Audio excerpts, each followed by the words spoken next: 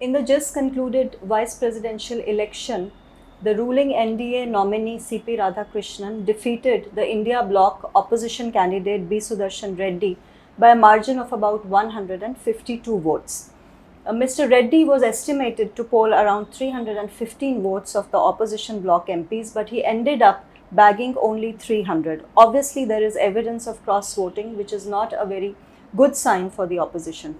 We are today joined by Mr. Manish Tewari, a three-time MP of the Congress Party, former Minister for Information and Broadcasting, to understand what may have happened and what should be the way forward.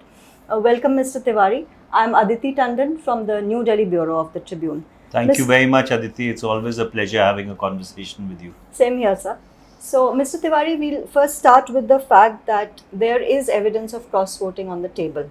What do you think happened that day? Well, Aditi, this is like a blind man trying to feel the elephant or trying to make out the shape of the elephant by feeling it. And obviously, what happened that day would remain a riddle wrapped in an enigma and rolled into a mystery, because that is the beauty of secret ballot, that ultimately everyone gets to vote anonymously, thereby upholding the integrity of the process.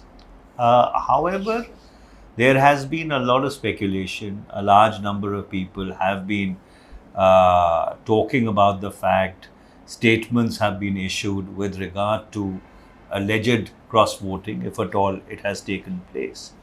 Now, conceptually, cross-voting happens because of three reasons. Number one, there is greed. Number two, there is a propensity to try and prove a point. And number three, of course, it is symptomatic of a leadership failure also. So, those parties which do think that something egregious happened that day must then seriously introspect. They must look within their ranks. They must try and find out what has gone wrong. Because merely by making statements and doing a he said, she said, accusing each other, you're not going to get anywhere. Because at the end of the day, there is no way that you'll crack the riddle of the secret ballot. For that is the beauty of the secret ballot. Right. But you do believe that something went wrong that day, because we had only a couple of hours before the results were declared a very elaborate tweet from Congress Party General Secretary Mr. Jairam Ramesh, claiming on record that 315 votes will be polled and that we are very sure, and then suddenly there were 300. Well, if the strength of the opposition, which of course was in the public domain, was indeed 315, and I didn't do the maths personally, then obviously there is a shortfall of 15. Question, however, remains, if at all there was a cross vote, was it 15? Was it more than that? Was there cross voting only from one side? Or there was cross voting from many sides? So all this will remain in the realm of speculation and ultimately keep us on our feet chasing our own tails. Yeah. However, if at all it is established that indeed people cross-voted, then it is a breach of trust. But Mr. Tewari, you just said that it's a secret ballot and it's not very easy to crack the riddle. So how do parties establish this? Well, ultimately it will never be established conclusively, for the simple reason that at the end of the day it will only be a he said, she said. However, if there has been a breach of confidence, there has been a breach of faith, whereby people have decided, for whatever reasons, extraneous, egregious, or otherwise, to step beyond what may be their current political loyalties, then it is a matter of concern. And it then brings you back to the larger question of morality in the public domain, Yeah. which is the reason why elections to the Council of States in the first place were done by open voting.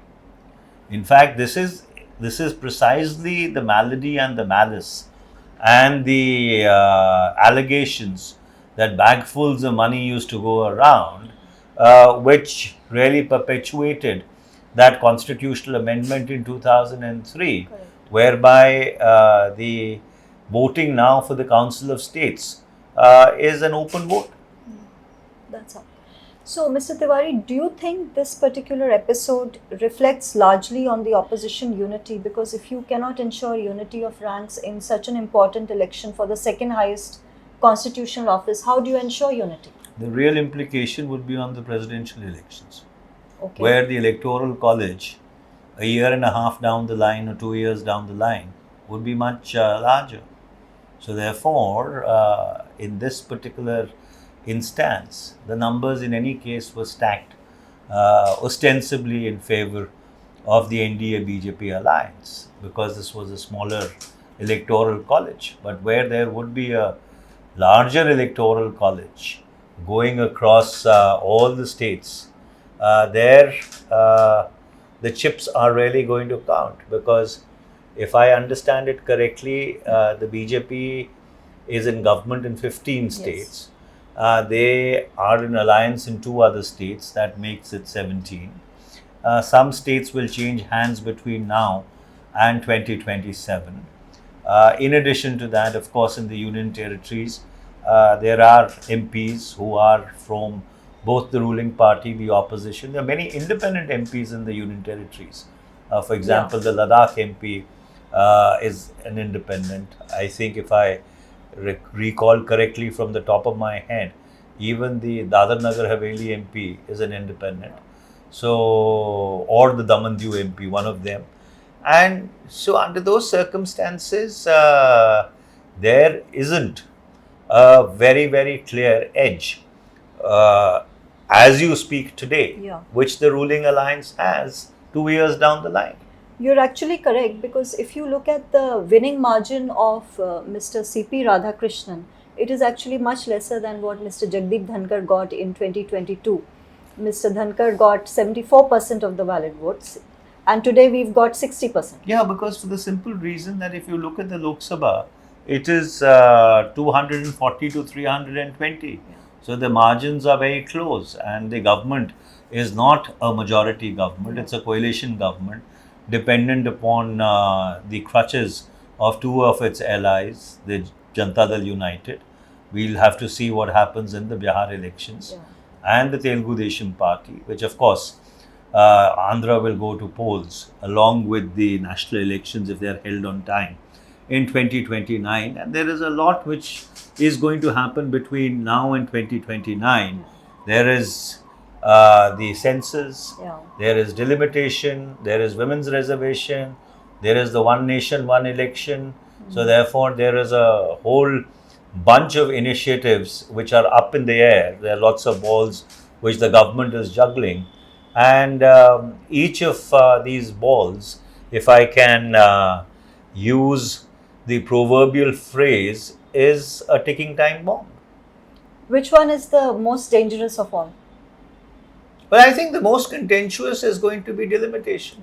In any case, even with regard to the caste census, question is it going to be a standalone caste census? Would it be a socio-economic caste census? Then are you only counting caste? If you are only counting caste, the question would be, why are you not counting subcastes and gotras? Because eventually at the end of the day, if you are trying to determine identity on the basis of caste, and the Supreme Court in Indira Sani had said that in the Indian context, in certain circumstances, caste is equal to class. So therefore, is caste identification enough, or you need to break it down further into subcaste, even into gotras? These are all questions which, as the exercise for this delayed census starts, in my anticipation, would come up. And then, of course, there is the question of delimitation, because uh, a Lok Sabha at 543 is unmanageable. Forget, who will lose seats and who will gain seats. The fundamental question is, you cannot run Lok Sabha with 543 seats properly. How will you run a House of the People with 750 or 800 odd members? It is going to be completely unrunnable and completely unmanageable. So ultimately, you need to have a parliament which functions, and you just don't need to have a parliament which is a federal legislative chamber just for the sake of a federal legislative chamber. But then delimitation is a constitutional requirement. Well, delimitation hasn't happened since 1971 in the true sense of the word. So what are you arguing? No, well, as what I am saying is that these are extremely difficult and complex questions. And as you get into these exercises, you are going to find that there are more questions than there are answers. And going by the sentiment which is there in the southern part of India, for that matter, even in the northern states, right, that we tend to lose in a delimitation process. The only gainers are going to be the central Indian states. Does that really augur well for the larger unity and integrity of India if there are centrifugal tendencies which would then be at play? So these are extremely complex questions. Without women's reservation, are you going to reserve 1/3 of the existing parliament, or are you going to add 1/3 more seats to parliament, which then brings the question which I had asked earlier, at 750, would a Lok Sabha be really governable in that sense of the word? Would you be able to make it function efficaciously as an instrument of lawmaking? These are very serious and profound questions which I think no one has really applied their minds to. Just two direct questions. First is, would you, as a senior lawyer yourself, a very senior parliamentarian, argue for extension of the freeze on delimitation? Well, I think given the kind of regional situation and the international situation that we are in, because after the Second World War, you have perhaps 4 concurrent conflicts playing themselves out simultaneously. You have the Russia-Ukraine conflict since 2022. You have Israel, Hamas, by extension, the Houthis, and the other proxy, Hezbollah, and the other proxies in the Middle East. You just saw the Israeli strike on Doha, the capital of Qatar. And then you have the not so peaceful rise of China since 2012 in North Asia and in Southeast Asia. And then you have President Donald Trump, who's not only gutting the international commercial and trade architecture, but is also in the process gutting the very assiduously constructed US security architecture. And then you have Bangladesh and Nepal, which have seen regime changes in a rather undemocratic manner by street protests. You saw that happening earlier in Sri Lanka. And at this point in time, India looks to be an oasis of tranquility. And so therefore, to keep it that way, I think prudence demands that we don't rock the boat. Okay, so would you also say that a lot of other controversial issues on the table, which you said are ticking time bombs, should maybe for the time being, the government should go slow on them? You're yourself a member of the One Nation, One Election Committee. Well, a wise government should recess them. You see, herein lies the paradox and the irony. When you can't align the cycle of the 2 highest officers in the land, the President and the Vice President of India, because the Vice President was elected day before yesterday. He is going to be in office for 5 years. The President is going to be elected in 2027. So when you can't align the electoral terms of the 2 highest officers in the land, what are you talking about aligning the state and the national elections, which of course has other attendant legal complications, but purely from a political standpoint, Mr. Dhankar decided to resign. and there was an election. The resignation itself was very mysterious and enigmatic. So under those circumstances, I think given the kind of headwinds which India is currently facing, it is not in our interest to be really opening up not one but a number of Pandora boxes. So which ones are these? Can you spell out? All of them which I mentioned. I mean, leaving aside women's reservation, which is a commitment by all political parties. An act has been passed. It has to be implemented in 2029. There is a broad consensus. And so therefore, if it has to be done, it needs to be done. Then perhaps the most prudent way is to reserve 1/3 out of the existing Lok Sabha. Right. Mr. Tewari, one more question. We are speaking on a day when Nepal is on the boil. How serious is the situation for India? And do you think some leaders of your own party, Krishna Alavaru, the Bihar in charge of Congress, yesterday said that public anger can boil over in India also. What do you think? How much should we be worried? Look, we need to be concerned because there is obviously a pattern to it. Bangladesh went in 2024. There was a technocrat, Muhammad Yunus, who was an expatriate, who was brought. Nepal has gone belly up a year later, again in more or less the similar manner, whereby you've had a government resigning, a prime minister's wife being burned to death, the finance minister and other ministers being chased through the streets of Kathmandu and lynched. And going by the reports which are available in the public space, another technocrat seems to be the front runner for prime minister, a gentleman called Mr. Gishe. India has very deep democratic traditions, and so therefore I don't think we need to be really worried on that count that there would be an undemocratic regime change in India.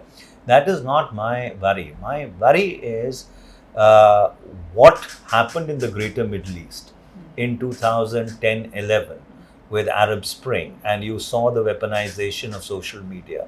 In fact, if you read Secretary Clinton's autobiography of her years in office, there is a whole chapter on how the US State Department was actually training these activists to use social media for mobilization. And here I'm not suggesting that the US is in any way involved either in Nepal or Sri Lanka or Nepal or Bangladesh or what happened earlier in Sri Lanka.